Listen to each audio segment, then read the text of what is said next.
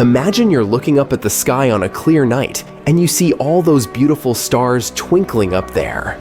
Well, one of them is Betelgeuse, a celebrity among stars. If you want to catch a glimpse of it, look up at the Orion constellation. It low-key looks like an archer holding a bow, and you can spot Betelgeuse as the reddish-orange dot on their shoulder. It's one of the brightest stars in the sky, so it's hard to miss. Betelgeuse is not your ordinary star. First of all, it's gigantic, up to 1,000 times the size of our Sun. Can you imagine that? It's so enormous that if we could somehow replace our Sun with Betelgeuse, it would engulf all the inner planets, including Earth. And here's another fun fact. When we look at Betelgeuse, we're actually looking back in time. Yep, you heard it right. Betelgeuse is about 600 light-years away from us, so the light we see today actually left the star 600 years ago. It has quite a history. This star has been shining brightly for millions of years. Long, long ago, even before smartphones and telescopes, ancient Sumerians were the first to spot Betelgeuse in the sky, and it's been a diva this entire time. For example, in 1866, Betelgeuse became one of the brightest stars in the night sky. It was so dazzling that people could see it even during the day. Astronomers all around the world went bananas documenting this extraordinary event. Since then, Betelgeuse has been playing hide-and-seek with us. It all started when Betelgeuse started to dim back in 2019. Since then, it likes to dim and brighten sporadically. But these changes in brightness tell us about something important. As we mentioned, Betelgeuse was always a bit of a troublemaker. It's been living a fast and furious life. Because of that, it has been burning its fuel at an incredibly fast rate. The changes in the star's brightness are clues that Betelgeuse is approaching the end of its life cycle. The drama intensified when the Hubble Space Telescope snapped jaw-dropping images of Betelgeuse, like it was getting ready to blow its top. All this made scientists think that the star is close to retiring in a dramatic way. It's about to go supernova. So, picture a star partying hard, powered by the fusion of hydrogen atoms. It's like the star's own energy drink. But just like any party, the fuel starts to run out. That's when things get interesting. As the star guzzles up its hydrogen fuel, it slowly begins to run on empty. It can't sustain itself anymore. So now, it's time for the grand finale. This finale is called supernova. The star collapses in on itself like a deflating balloon. The pressure and temperature inside skyrocket to mind-blowing levels, and this celestial tantrum triggers a colossal bang. So, you can see why observing Betelgeuse is like having a front-row seat to the spectacular drama. But here's the big question. When will this happen? Well, the answer is not as simple as setting a timer. You see, stars have their own schedules, and Betelgeuse is no different. It could be tomorrow, or it could be thousands of years from now. Scientists have come up with only a rough estimate. They believe that Betelgeuse will go supernova within the next 100,000 years. Quite a spread, huh? Sure, that sounds like forever to us tiny humans, but in the vastness of the universe, it's just a blink of an eye. But there's a chance, just a tiny chance, that Betelgeuse could surprise us all and go supernova much sooner. Considering its dips in brightness, we might be in for a show within the next few hundred years. We'll just have to wait and see. Now, if Betelgeuse does go kaboom, what will happen? Well, get ready for a show like no other, folks. When a star collapses under its own weight, it unleashes a cosmic firework of epic proportions. The star releases a crazy amount of energy in the form of light and heat. Betelgeuse's supernova is going to be extra special. It's like the superstar of supernova. It will shine so brightly that it might even outshine the other stars in the sky. Picture that. Betelgeuse stealing the spotlight. This show could be so bright that you won't need a telescope to catch a glimpse. Nope, you'll be able to see it with a naked eye. It might even be visible during the day, making the sky look like it's hosting the coolest rave ever. After that, The supernova will keep us entertained for weeks. It will be like having a second moon in the sky, shining as bright as the full thing. Imagine that. Two moons dancing together in the night. After several weeks of lighting up the night sky, Betelgeuse's supernova will slowly fade away, but it would leave behind a souvenir, an ethereal remnant. It's like a fading memory of the star's epic performance. This remnant, too, would slowly fade away over the course of several months. But it's not just about the light show. The boom will send out powerful shockwaves, and we might actually feel them right here on Earth. It's like the universe giving us a gentle tap on the shoulder saying, "Hey, look at this amazing spectacle."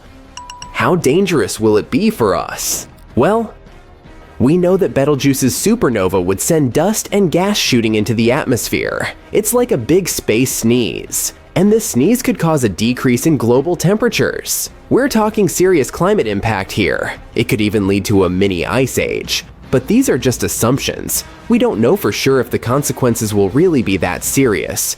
But of course, we want to be prepared for this event just in case. That's why scientists are studying Betelgeuse closely. But in addition to serious scientific research, astronomers also have a blast of celestial comedy. Jokes are flying left and right. Someone has even created a Betelgeuse status account, which you can check yourself. So, as you can see, the star is keeping us on our toes. Astronomers keep observing it, and they need our help too. They want us to keep an eye on Betelgeuse and report any changes we see. How do you do that? First off, channel your inner astronomer and observe Betelgeuse. Take a peek at the star and note down what you see. Is it twinkling, shining, or feeling a bit dim? Jot it all down. Then, be a superstar yourself and report your observations to the astronomers. Your observations will help them track Betelgeuse's journey towards its big supernova moment. You can also join in on some citizen science projects. They're super fun and easy, trust me. One cool project you can jump into is the Betelgeuse Brightness Monitor. By participating, you help scientists keep tabs on how bright Betelgeuse is shining. Your contribution can make a real difference. So, join the monitoring team. You'll be part of something amazing, and who knows, your observations might even help predict when Betelgeuse will show off its supernova magic. By doing that, we can assist them in monitoring this superstar and learn more about the fascinating world of stars. But that's how we can help scientists to predict this event. Now, how can you personally prepare for it?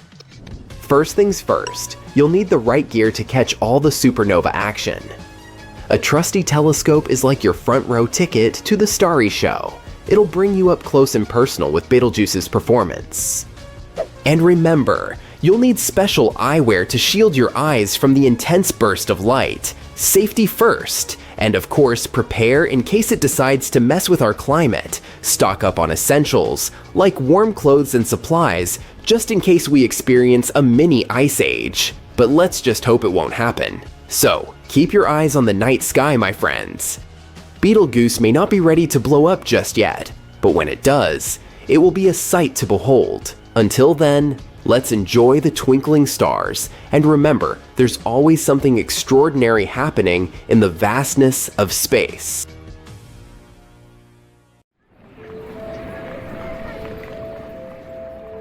At a distance of 640 light-years from the Sun, scientists discovered planet WASP-76b, where it rains iron. The planet is very close to its Sun and always turned to it with the same side. The term is tidally locked. The temperature on the sunny side is so high that metals melt and evaporate there. The other half of the planet is cool enough so that metals condense again and fall down as rain. Speaking of tidal locks, our moon is the same way. There's no dark side to our satellite. It's just always turned to us with one side. When the moon happens to be in between the Earth and the Sun, what we call its dark side becomes brightly lit. We just can't see it from our planet. Figures. A recent study claims that the moon has a tail, and every month it wraps around our planet like a scarf.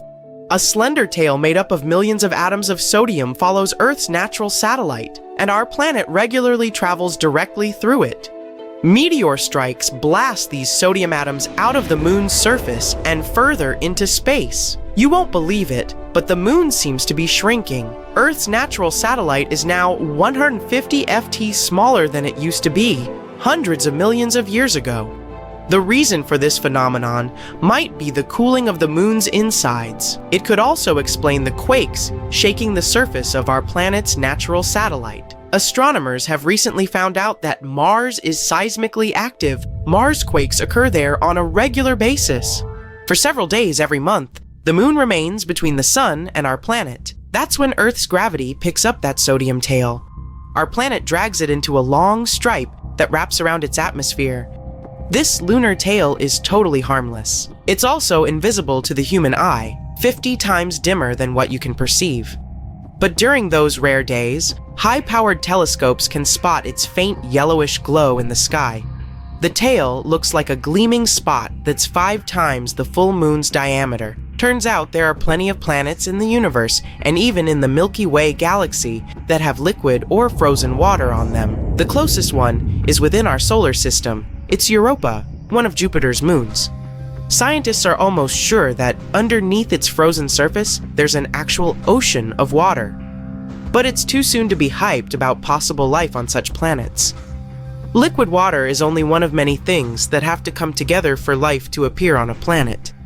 A star in the galaxy GSN 069 is likely to turn into a planet the size of Jupiter in the next trillion years. It might happen because of the star's regular encounters with a black hole. First, astronomers noticed unusual X-ray bursts that were strangely bright. They went off every 9 hours. After studying this phenomenon for some time, the scientists realized it was a star moving in a unique orbit around a black hole. The dazzling flashes? It was the material getting slurped off the star's surface by the black hole. It turned out that over millions of years, the black hole had already transformed the red giant into a white dwarf. And the process isn't going to stop whatsoever. Astronomers have found some traces of phosphine in the atmosphere of Venus. On our planet, this gas, colorless and flammable, is often found where microbes live. No wonder a new theory suggests there might be life on Venus. But even if there was some life on the evening star, it could have only appeared in its atmosphere. Probably no living organism would be able to survive the planet's extreme environment. Venus's surface is extremely dry. There's no liquid water on the planet, and the pressure there is 90 times greater than that on Earth's surface. Atmospheric pressure, 90 times more. The temperatures often rise higher than 900 F. That's hot enough to melt some metals. As for vacations there, I'll pass. In fact, there's a place millions of light years away where there's a whole floating space cloud made entirely of water. There's so much of it that it could fill all our oceans 140 trillion times over. Slightly more than what we need. Water on Earth is actually a puzzle shrouded in mystery and covered with riddles. The most popular theory is that it was brought to our planet by icy comets and asteroids that left behind not only mighty craters, but the liquid substance thanks to which we can now thrive. But in space, there's a whole lot of organic matter, and under specific conditions, it could yield so much water, it would be enough to fill our oceans 1,000 times over.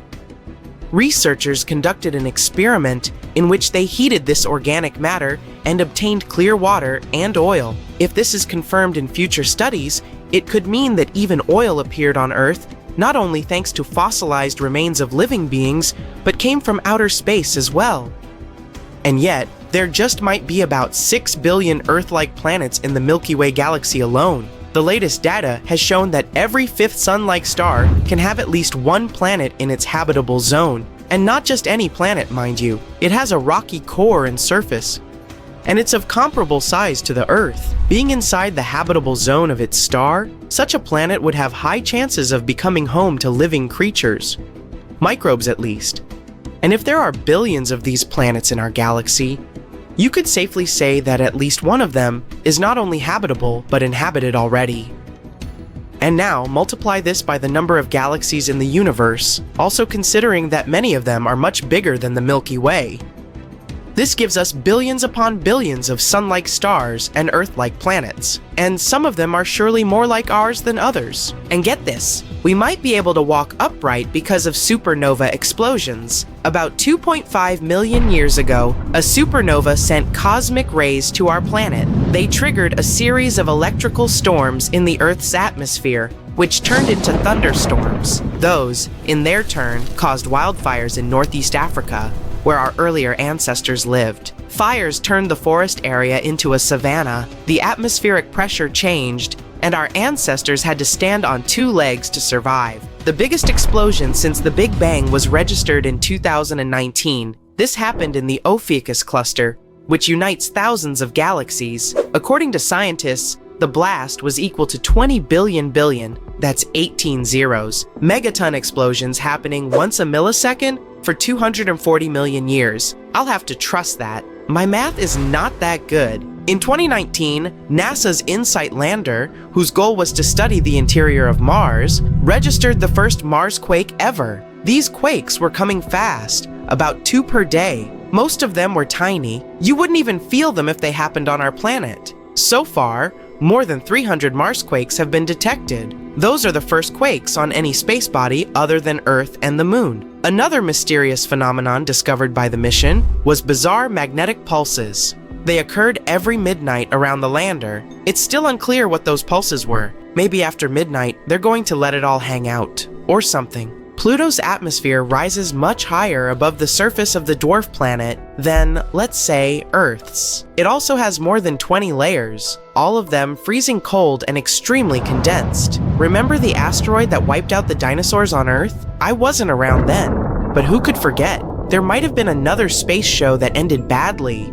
for at least 75% of all life on our planet in the past. Roughly 360 million years ago, a supernova explosion occurred about 65 light-years away from us, and the cosmic rays sent by it swept away the ozone layer of our pretty blue ball. Wow, tough neighborhood.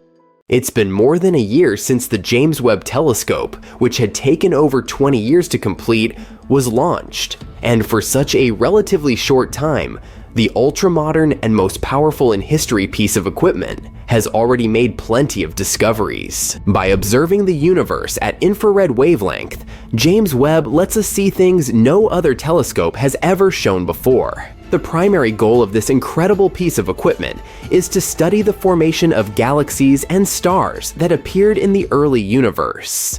For example, look at the closest to us stellar nursery, a region of space where new stars get born. NASA has shared an image from James Webb that shows a small star-forming region. If you look at the picture attentively, you'll see jets bursting from infant stars. Around them, different colored clouds of cosmic dust are colliding with one another. The view is mesmerizing. The red dust consists of molecular hydrogen. You can also notice that some stars have something like shadows. Those hint at the creation of what will later become planets. At first sight, the image may seem chaotic, but astronomers claim that it's a relatively small and quiet stellar nursery in comparison to some others. Many young stars there are similar in size to our Sun or a bit smaller. The photo itself was taken with the help of Webb's near-infrared camera, NIRCam. It's the observatory's primary camera that snaps images of the cosmos in 2 different infrared ranges.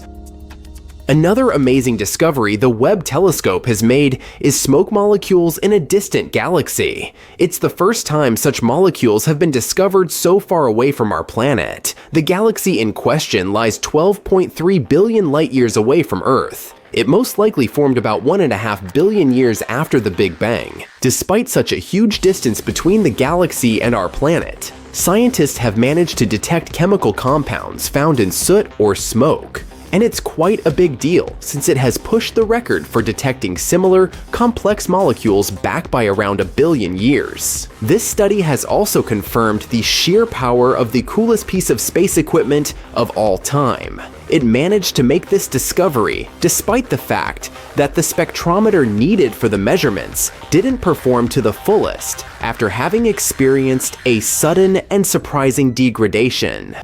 The James Webb Telescope has also helped to boost our understanding of exoplanets. Those are planets orbiting stars other than our own sun. At the beginning of 2023, the observatory spotted its first exoplanet, JES 475b. It's located 41 light-years away from Earth and is approximately the same size as our planet. According to NASA, nowadays, James Webb is the only operating telescope capable of categorizing the atmosphere of Earth-sized exoplanets. The research team behind the discovery believes such results underline the precision of the telescope. They hope that it will help us locate many more rocky exoplanets that we might be able to colonize in the future. Even though, at first sight, it may seem that the universe is pretty empty, it's actually a very busy place. And Webb has all the necessary instruments to see all kinds of cosmic events happening out there. Just look at this image of WR 124. It's a star on the cusp of its explosive demise. In the image, the star is about to go supernova. It happens when a star runs out of its fuel and explodes at the end of its life cycle, releasing a giant cloud of space dust and hot gas into space. The star captured by the Webb Telescope was at the Wolf-Rayet stage of its life. That's a period when a star is shedding its outer layers before going supernova. The next amazing thing discovered by James Webb is a star-planet hybrid with very strange clouds. This bizarre world, VS 1256b, is actually a brown dwarf. Those are bigger than planets but too small to classify as stars. They emit some light of their own and are quite hot, but their mass is simply not enough to fuse hydrogen into helium, like full-fledged stars do. Space bodies of this kind aren't actually brown. They occur in a wide variety of colors, but those are mostly invisible to the human eye. What we can see is the light they emit, and to us, it appears to be dark orange or magenta. The brown dwarf discovered by the Webb Telescope is almost 20 times the size of Jupiter. It orbits 2 red dwarf stars, and to complete one orbit, it needs over 10,000 years. Astronomers first found out about this unusual exoplanet in 2016, but at that time, they didn't classify it as a brown dwarf, and thus couldn't explain its puzzling reddish glow. Now, thanks to the James Webb Telescope, they know the space object's origin. Anyway, back to those clouds. As you know, clouds on Earth are made of water vapor, but those on the brown dwarf are different. They seem to be made of sand. It looks like good old sand from Earth, but it's actually not. The clouds are made of tiny particles of silicate. Another recent discovery involves several large galaxies that scientists believe were born not long after the Big Bang. They aren't supposed to be there, and no one expected to find them, but the James Webb Space Telescope has spotted them. These galaxies, as massive as our home Milky Way, are full of mature red stars. Astronomers have analyzed the light coming from them and estimated their age. 500 to 700 million years after the Big Bang. It means that they came into being when our universe was very young, almost a baby. But the most bizarre thing about these galaxies is their tremendous size and the age of the stars dwelling there. The data received by the telescope don't coincide with the existing ideas about what the universe looked like and how it evolved in its early years. It also doesn't match the earlier observations made by Hubble. And here, James Webb has captured a distant region of space in unprecedented detail. This section of space is known as Pandora's cluster. In the image, you can see 3 massive clusters of galaxies coming together and forming a megacluster. The combined mass of these clusters acts as a powerful gravitational lens, and thanks to this natural magnification effect, scientists can see other galaxies in the region. Astronomers claim that the most recent image of Pandora's cluster is stronger and deeper than they have ever seen. James Webb has also managed to spot thousands of young stars never seen before in the Tarantula Nebula. This space formation got its nickname because of the appearance of dusty filaments spotted in previous images. It's the biggest star-forming region in the local group, which includes the galaxies nearest to the Milky Way. The Webb Telescope's images have helped to shed light on the composition of the Tarantula Nebula. The telescope has also detected protostars, infant stars in the process of gaining mass. Astronomers expect that these protostars will eventually form and shape the nebula further. Among other discoveries made by the James Webb Telescope, you can see the birth of 50 distant stars. Some of them power protoplanetary disks, which might later form solar systems, light years away from our own. Here is one more image from James Webb. You can see a supermassive black hole that has a mass of 9 billion suns. It's so ginormous and ancient that scientists are struggling to explain its existence. Astronomers have also discovered a distant ring of dust, rock, and gas that contains a chemical called methylcation. It's known as a molecular building block of life, and it makes most of the organic material on our planet. James Webb helped researchers see powerful sandstorms on a planet 378 trillion kilometers away. Astronomers were happy to discover this treasure chest of countless tiny sand particles. Now look at this. Do you recognize this image? Those are the so-called pillars of creation, but this new view shows us just how star-speckled that dusty region actually is. You can compare the new photo with the one taken by Hubble in 2014. This is astonishing proof of scientific progress.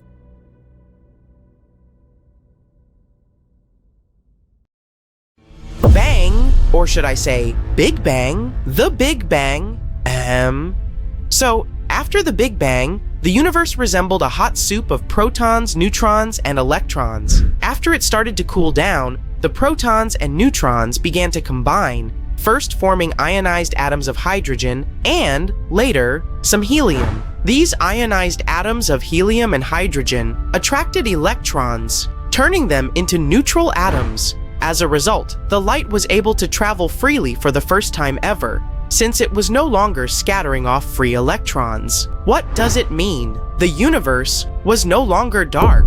At the same time, it was still about a few 100 million years after the Big Bang before the very first sources of light started to appear. That's when the cosmic dark ages came to an end. We don't know for sure what this universe's first light looked like or how the first stars formed. Luckily, we have the James Webb Space Telescope to help us find the answers. How come? All because this is an infrared telescope. Why is it important? Let's figure it out. Imagine a star. It's a very, very old star. Maybe the first star out there. Light leaves this star 13.6 billion years ago and settles off on an incredible journey through space and time. It needs to get to our telescopes. By the time this light reaches us, its color, or wavelength, shifts toward red. That's something we call a redshift. It happens because when we talk about very distant objects, Einstein's theory of general relativity comes into play. According to it, the expansion of the universe also means that the space between objects stretches, making them move away from one another. But that's not all. Light stretches too, which shifts it to longer wavelengths. Eventually, this light reaches us as infrared. In other words, redshift means that light that is originally emitted by the first stars or galaxies as ultraviolet or visible light gets shifted to redder wavelengths by the time we catch a glimpse of it here and now. For the farthest objects with very high redshift, that bare minimum of visible light is shifted into the near and mid-infrared part of the electromagnetic spectrum. That's why to see those space objects, we need a super powerful telescope. And if we talk about the Webb Telescope, it can see back to about 100 million to 250 million years after the Big Bang, which is incredibly awesome. So, by observing the universe at infrared wavelength, James Webb lets us see things no other telescope has ever shown before. The primary goal of this incredible piece of equipment is to study the formation of galaxies and stars that formed in the early universe. To look that far back in time, we need to look deeper into space. All because it takes light time to travel from there to us. So the farther we look, the further we glimpse back in time. To find the first galaxies, James Webb is going to make an ultra-deep, near-infrared survey of the universe. Then it'll follow it up with a few other methods of research. Now, as you remember, the gas between stars and galaxies in the early universe was opaque, and energetic starlight couldn't penetrate it. But then, about 1 billion years after the Big Bang, it suddenly became completely transparent. Why? The James Webb Telescope might have found the reason. At one point in the past, the first galaxy's stars emitted enough light to ionize and heat the gas around them. This helped clear the view over hundreds of millions of years. The newest insights scientists got were about a time period called the era of reionization. That's when the universe underwent some dramatic changes. After the Big Bang, gas in the universe was unbelievably hot and dense. Hundreds of millions of years passed, and it cooled down. But then, something baffling happened. It was as if the universe hit the repeat button, and the gas became ionized and hot once again. It could have happened because of the formation of early stars. After that, millions of years later, this concoction became transparent. For a long time, researchers have been hoping to find definite evidence that could explain these changes. And now, the telescope has finally shown that those transparent regions are located around galaxies. Astronomers have seen these galaxies ionize the gas surrounding them. Even better, they have managed to measure how large these transparent regions are. They're ginormous compared to the galaxies themselves. Imagine a hot air balloon, and now imagine a pea floating inside. You've got it. And guess what? These tiny galaxies drove the entire reionization process, clearing huge regions of space around them. These transparent bubbles kept growing until they merged and caused the entire universe to become transparent. The research team chose to target a period of time before the end of the era of reionization. At that time, the universe was not quite opaque, but not quite clear either. It was a patchwork of regions of gas in different states. To find out this cool fact, the astronomers aimed the James Webb Telescope in the direction of a quasar, an incredibly bright space object. It acted as a gigantic flashlight, traveling toward us through different regions of gas. It was either absorbed by the patches of near opaque or moved freely through the areas where the gas was transparent. The scientists then used Webb to examine galaxies in that region of space. They found out that these galaxies were usually surrounded by transparent regions with a radius of about 2 million light years. For comparison, the area the galaxies cleared was almost the same distance as the space between our home Milky Way galaxy and our nearest neighbor, the Andromeda Galaxy, and the telescope witnessed those galaxies in the process of clearing the space around them. It was the end of the era of reionization. Until then, no one had evidence of what caused reionization. The team is planning to dive into research about other galaxies in 5 additional fields. The Webb Telescope's results from the first field have been overwhelmingly clear. And even though the astronomers had expected to identify a few dozen galaxies existing during the era of reionization, they actually managed to spot 117. Now, let's talk a bit about the main hero of today's show, the James Webb Space Telescope. It is an absolutely stunning piece of equipment, which is around 100 times more powerful than the Hubble Space Telescope, and the latter has observed places that are 13.4 billion light-years away. The James Webb Telescope is also on the pricey side, to put it mildly. Even though originally the cost of the telescope was estimated to be just $1 to $3.5 billion, the whole development process cost around $10 billion. For comparison, it cost NASA $4.7 billion to build and launch the Hubble telescope, and it was another $1.1 billion to fix it in orbit. Even though the James Webb Space Telescope itself is 3 stories high and the size of a tennis court, its mirrors are the lightest large telescope mirrors of all time. During the manufacturing process, they underwent a 92% reduction in weight. When you look at them, the telescope's mirrors seem to be gold, but in reality they're made of beryllium. This is a steel gray, lightweight, and brittle metal. A gold coating is applied to each mirror, that's true, but they can't be produced entirely out of gold since this precious material tends to expand and contract even with small temperature changes. So, the total amount of gold in the James Webb Space Telescope is less than 60 grams. That's a golf-sized piece of gold. And the gold plates covering the mirror are less than 1,000 atoms thick. As for the telescope's abilities, it would be able to clearly see a US penny from 38 kilometers away and a football from 547 kilometers away.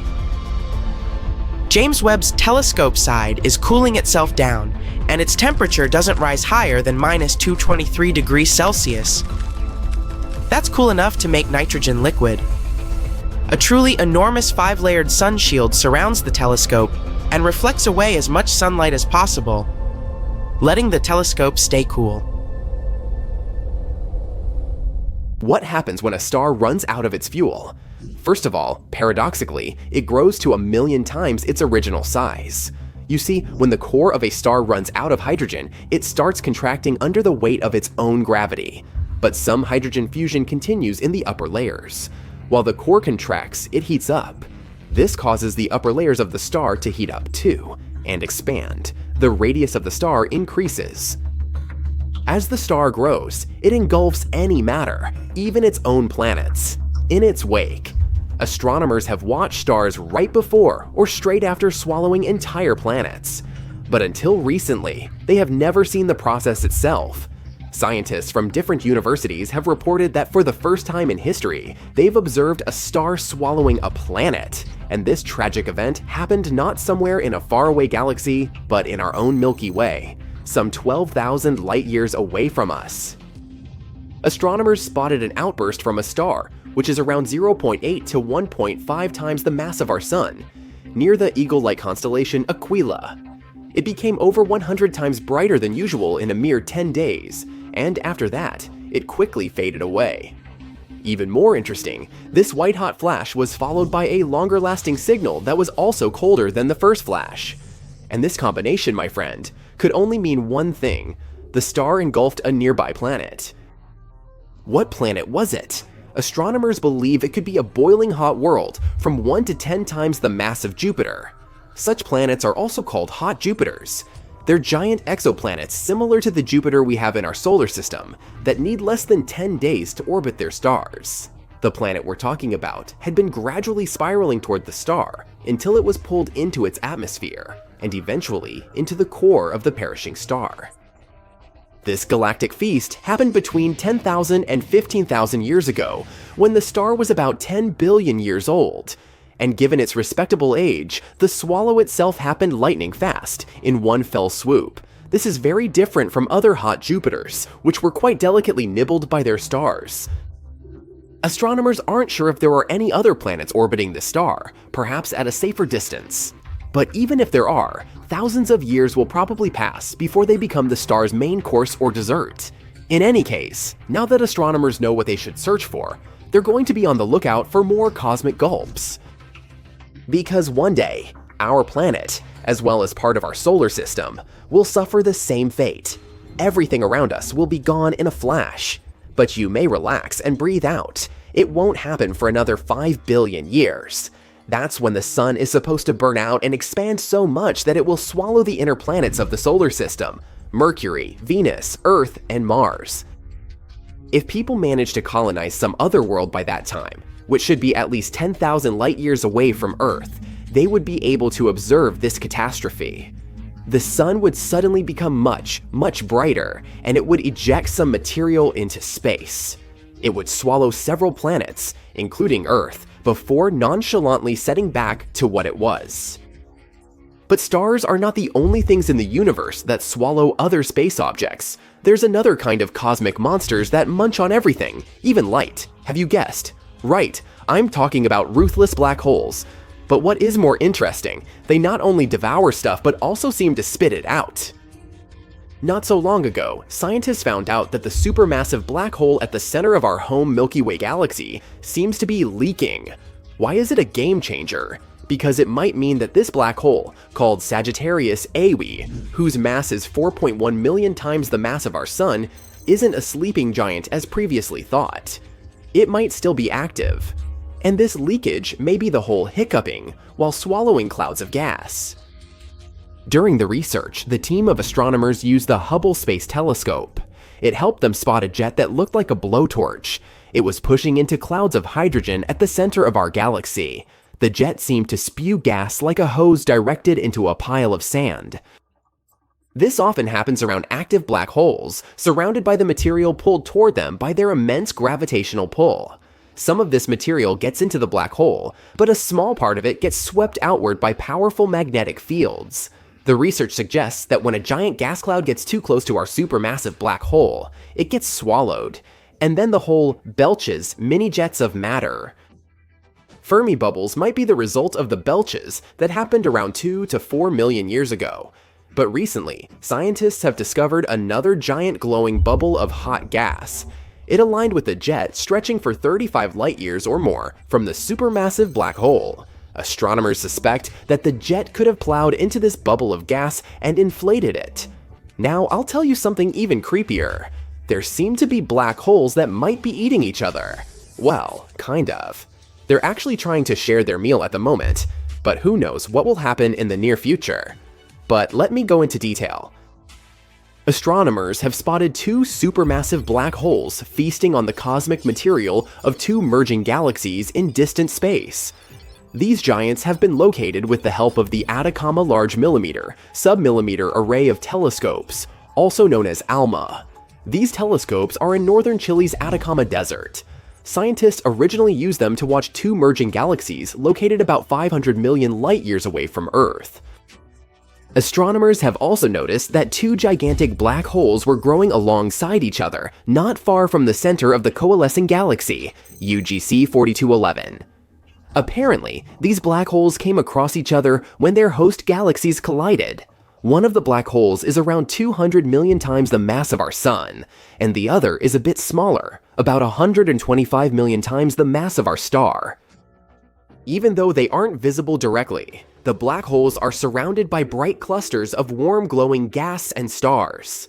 All of this has been tugged close by the black hole's gravitational pull. Times will pass, and these black holes will start circling each other, and eventually they will collide, creating one, probably even bigger, black hole. Scientists have been observing these black holes across multiple wavelengths of light, and have come to the conclusion that they are kinda unique. They're located the closest to each other astronomers have ever seen.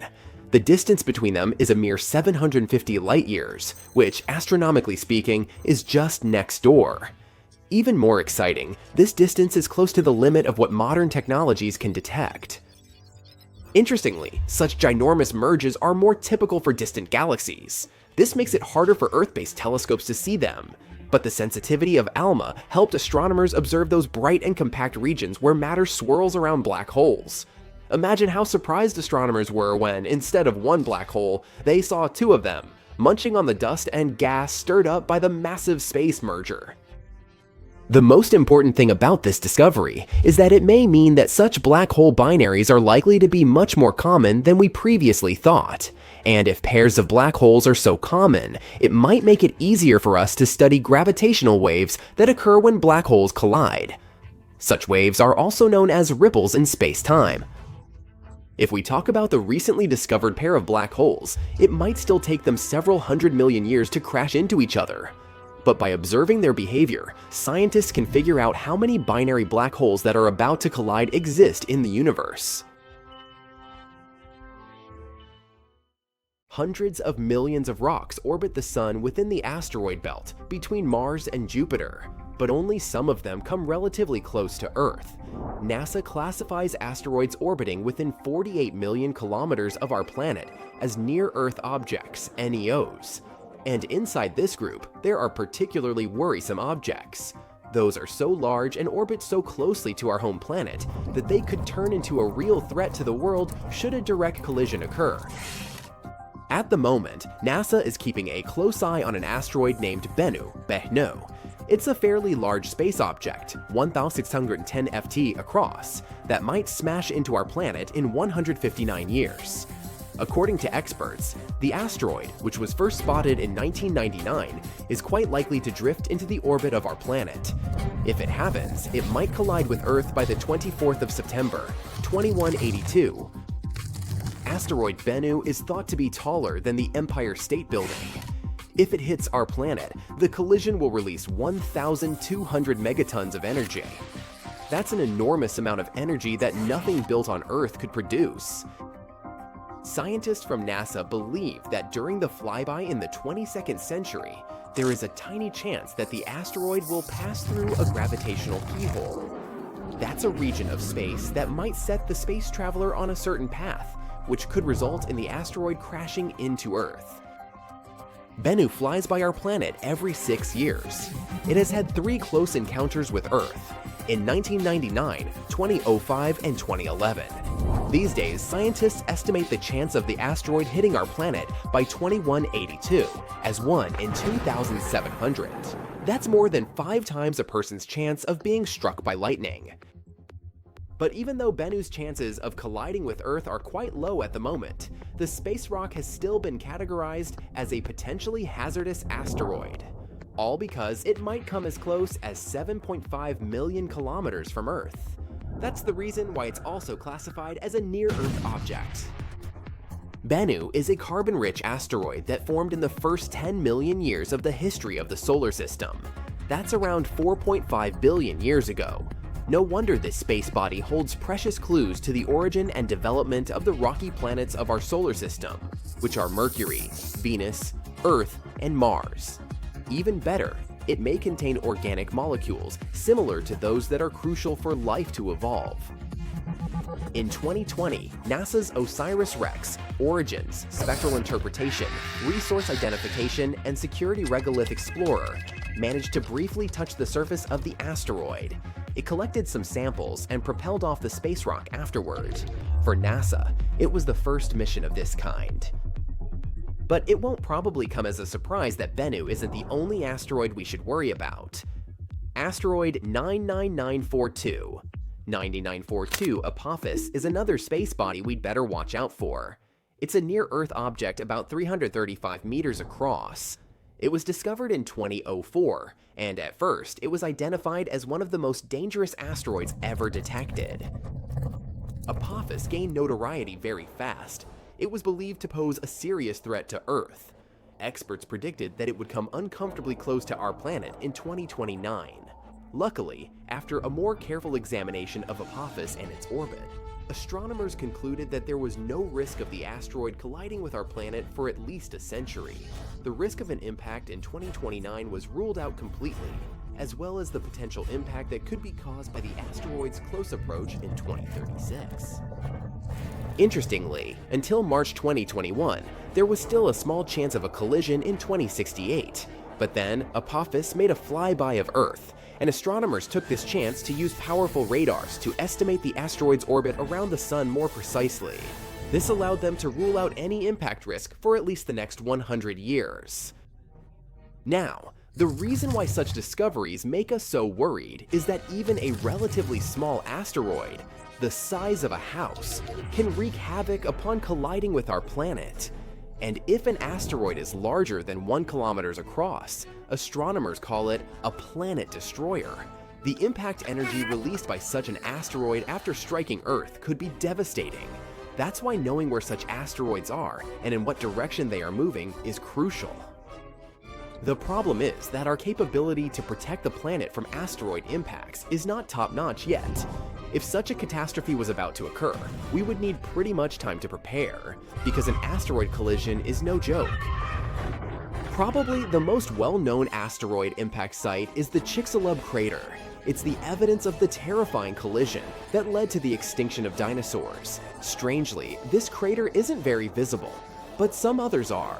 For example, Barringer Crater in Arizona, which is also called Meteor Crater. It looks rather blood-chilling when you think about the collision that led to its appearance.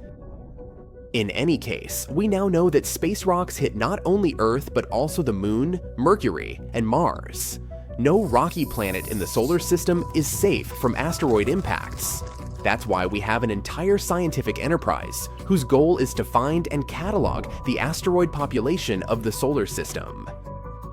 It might sound a bit scary, but there are around 25,000 asteroids larger than 140 meters in diameter near the orbit of our planet. Such a space rock is large enough to wipe an entire city off the face of the Earth. So far, less than 50% of such asteroids have been detected and tracked. There are also an estimated 230,000 objects equal to or larger than 49 meters in size. Those are capable of destroying a concentrated urban area, and still, fewer than 8% of those have been detected. There are also tens of millions of smaller near-Earth objects. They are larger than 10 meters across and might cause some surface damage. Less than 1% of such small space bodies have been discovered so far. The thing is, the inner solar system is extremely challenging for asteroid search. Each night, there are only 2 10-minute windows when astronomers can observe the region, all because the sun's glare creates a very bright background glow. Plus, the atmosphere of our planet also distorts and blurs observations. Spotting asteroids in such conditions is beyond the capabilities of most telescopes. A really unique instrument is needed to fulfill this task. And the tool of choice is the Dark Energy Camera, DEAC. At Cerro Tololo Inter-American Observatory in Chile, this device wasn't designed to hunt asteroids. Researchers built it to search for another elusive target, dark energy, the mysterious force driving the expansion of the universe. The DEC is supposed to observe hundreds of millions of galaxies. That's why it's both wide and deep. This way, it can both peer deep into the universe and capture a wide field of view, which helps it record the motions of galaxies and the conditions in the early age of the universe. But it also means that the DEC is perfectly suited to spotting asteroids near the sun. Inner asteroids are rare, and deep images are necessary because such asteroids are faint. Scientists need to be able to fight both the bright twilight sky near our star and the distorting effect of Earth's atmosphere, and the DEC can help them achieve their goal. The Dark Energy Camera was built to carry out the Dark Energy Survey, which finished in 2019. Now, astronomers can direct the power of the camera toward other tasks. They claim that the DEC survey is one of the most sensitive searches ever performed for objects near Venus's orbit and within the orbit of our planet. It provides us a great chance to find out what kinds of objects are lurking in the inner solar system.